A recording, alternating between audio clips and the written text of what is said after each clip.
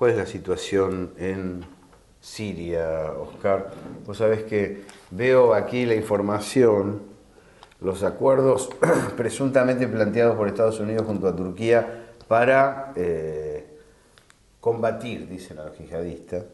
En realidad, en el intertexto de lo mismo que están señalando, no lo pueden ocultar, está el establecimiento de un gobierno transitorio en Siria, que no es otra cosa que el intento de Estados Unidos y de la OTAN de derrocar al gobierno constitucional sirio. La guerra en Siria son dos guerras claramente diferentes, pero tratan de confundirnos. Yo te pido que con todo respeto vos me permitas hacer un agradecimiento público a dos líderes del eje del bien real contra el mal real. Uno de esos líderes es el Papa Francisco. El Papa Francisco lanzó su maravillosa guerra contra el terrorismo en los Estados Unidos y en la ONU, y ahora el Papa me parece a mí que está sembrando cosas muy importantes, positivas en África, porque África y Medio Oriente forman parte de la misma guerra. Y el otro es el presidente Putin, al cual yo me dirijo públicamente como tovarich, como camarada Putin, y diciéndole espasiva, gracias presidente Putin, porque es el presidente Putin el que, teniendo el apoyo simbólico del Papa y espiritual, se ha lanzado por ahora a asumir la conducción militar de ese enfrentamiento contra ese eje del mal, pero también está asumiendo la conducción política y diplomática. Digámoslo con autorización institucional, por eso marcábamos el carácter constitucional del gobierno de Bashar al-Assad. Hay un acuerdo estatal correspondiente entre Siria y Rusia para pacificar genuinamente la zona. Y cuenta con el respaldo de China y de Irán. Es decir, lo que se está mostrando en los diarios y en las pantallas y en los diales a Estados Unidos y a la OTAN como intentos de lograr combatir al yihadismo o al terrorismo es una falsedad, puesto que no muestra quién genera el problema, pero además cómo se lo combate. Rusia dijo: así se lo combate. Se lo combate con un planteo terminante en el cual los que peleen son los ejércitos regulares, autorizados por la Constitución de cada uno de nuestros países, y saquemos a estos mercenarios del lugar. Recordemos, no olvidemos que esta guerra del eje del bien contra el mal la plantean, la bautizan en la ONU y en los Estados Unidos el Papa y Putin. Putin en la Asamblea de la ONU dice: yo voy a marchar a la guerra contra el eje del mal. Ese eje del mal es parecido al nazismo de la Segunda Guerra. Les pido que luchen conmigo. Putin lo dijo claramente, por derecha, y Putin pelea por derecha. Hay un concepto que yo quiero plantearte hoy y plantear para toda la gente, y es: ¿qué tipo de guerra es la que estamos teniendo lugar? Hace 25 años que se iniciaron los atentados terroristas, con el de Lockerbie, después siguieron por Buenos Aires. Tenemos demasiada investigación para decir, eso no es la guerra del mundo musulmán contra nosotros. Y hay un concepto de dos militares chinos que se llaman el coronel Liang y el coronel Xiong Sui. Y ellos lo que dicen es: terminada la Unión Soviética se inicia un nuevo tipo de guerras, no guerra de civilizaciones. Ellos le llaman guerra irrestricta. Guerra irrestricta quiere decir vale todo. A diferencia de las guerras, quizás una de las últimas fue la de Malvinas, donde hubo una mínima vigencia de las convenciones de Ginebra.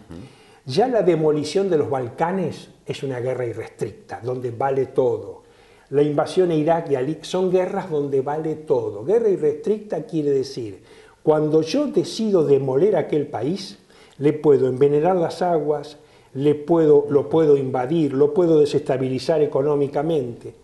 Y ahí viene la enorme diferencia entre Irak y Siria.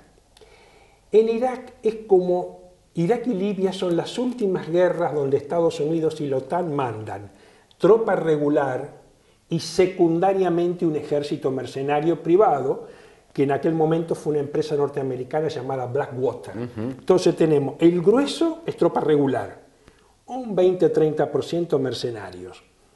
Luego de que termina la devastación de Irak y de Libia, los especialistas militares dicen, tenemos una cantidad infernal de soldados desocupados, tenemos una cantidad apabullante de armas no usadas y tenemos miles y miles de gente sin trabajo y con hambre. ¿Qué podemos hacer con todo eso? Armemos un ejército mercenario. El ejército mercenario del cual estás hablando tiene, por un lado, una larga tradición en la región. Sí. Acá estaba leyendo la otra información de la semana, que es la prolongación de la campaña de la Organización del Tratado del Atlántico Norte en Afganistán. Sí. Los atentados, como bien decís, son más modernos en la concepción, aun cuando también tengan rastros, Sí. El autoinfligirse el daño. Le dan espectacularidad a la tarea de zapa Sí. de los mercenarios.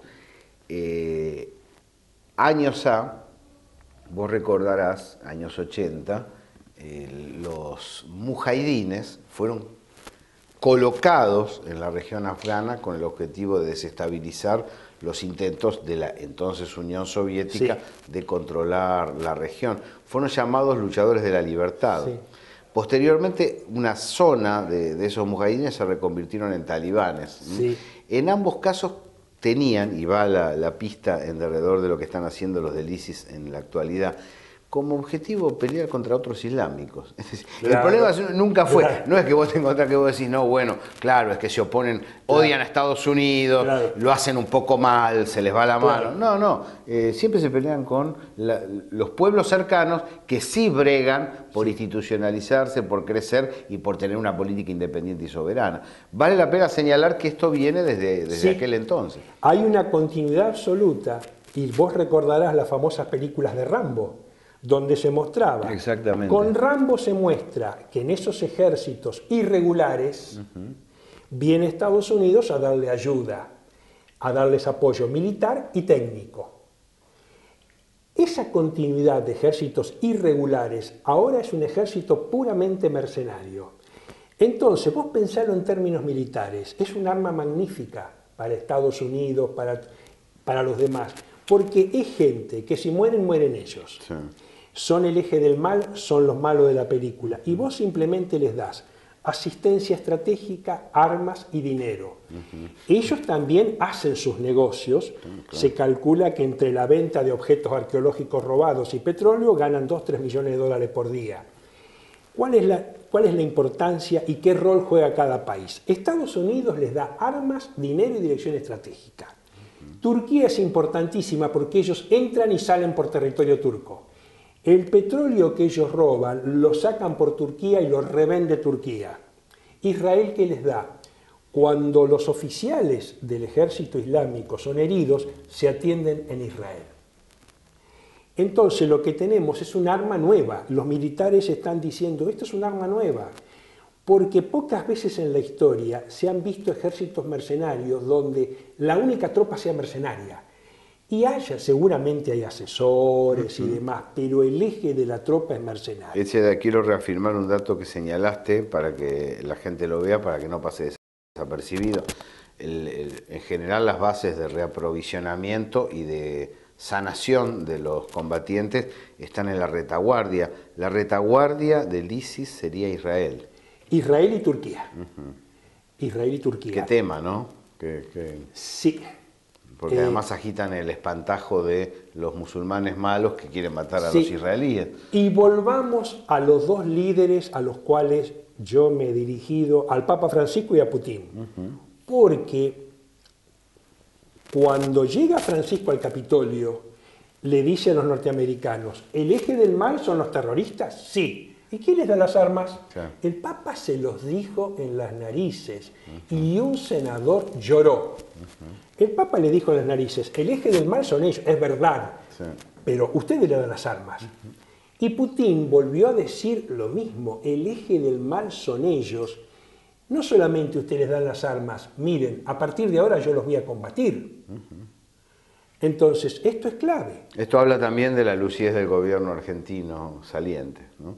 Porque la voz de Cristina Fernández de Kirchner en la ONU estuvo direccionada en ese sentido. Estuvo en consonancia. Creo que vale la pena la observación. Entonces, ahora, ¿cómo se sale de esto en Medio Oriente, Oscar? porque un mapa complicado, al mismo tiempo un mapa más claro que hace 2 años atrás. Exactamente, Donde exactamente. algunas fuerzas se van realineando y algunas zonas se van despejando. Tenemos ahí en la zona, porque esa es una zona que incluye a Siria, Turquía, la frontera limítrofe conflictiva entre Siria e Israel, los famosos Altos de Golán. Tenemos 2 guerras muy diferentes que las entremezclan y es bueno que las distingamos. El eje del mal, los terroristas del ISIS con apoyo de Estados Unidos y demás, el objetivo primero de ellos son 2. El primero es destripar a Siria, porque Siria no se le ha aclarado bien a la población. Siria es culpable de un delito de lesa majestad, igual que Irak y que Libia. Siria pretende y ha logrado un desarrollo nacional en muchos niveles, y eso no es aceptable. Y Siria además tiene niveles de alineamiento internacional independientes, 2 pecados que hay que castigar. Entonces, tienen 2 objetivos militares. Uno, destrozar a Siria. Y otro, en el caso de que no logren destrozar a Siria, esto lo aclara Thierry Meyssan, la idea es armar un estado nuevo, un país nuevo, que se va a llamar Sunistán, un poquito más arriba de Siria. Es decir, la idea es lograr tomar posición de la zona como de lugar. Esa es la guerra de ellos. Y ahí viene la explicación, eso lo da Meyssan, de por qué matan a los cristianos, los crucifican y los violan. Porque la idea militar es que están buscando de que todos los cristianos vuelen de esa zona, para no exterminarlos a todos. Entonces, esa es la idea. O destruimos a Siria, y si nos va mal con Siria, armamos un Estado nuevo. Esa es la guerra de ellos. La guerra nuestra es otra guerra. La guerra nuestra, que están conduciendo simbólicamente este Papa argentino y militar y políticamente Putin, es: no vamos a permitir que destrocen a otro país como hicieron con Irak y con Libia. Vamos a tratar de no permitirlo. Te iba a decir eso, el ejemplo, si en algún momento hubo dudas, tormenta del desierto, cuál era el objetivo final, después de la acción concretada sobre ambas naciones queda muy claro. La fractura, el desmembramiento, el tierra arrasada en que dejaron esos territorios. Sí. Cuando ahí había estados organizados. Había estados organizados. Puede no gustarnos a nosotros la forma política de esos estados. Saddam Hussein por un lado y Muammar Gaddafi por otro tenían vertebrados sus estados, funcionaban esas sociedades, tenían una vertebración, Congreso, justicia, voto. Bueno, que no te gusten las opciones que adoptan los pueblos no quiere decir que lo puedas invadir y desmembrar. Entonces la diferencia entre eso y aquello es que por primera vez ahora aparecieron el Papa, Putin y China a decir: esta vez no, esta vez te vamos a dar pelea. Enseguida volvemos.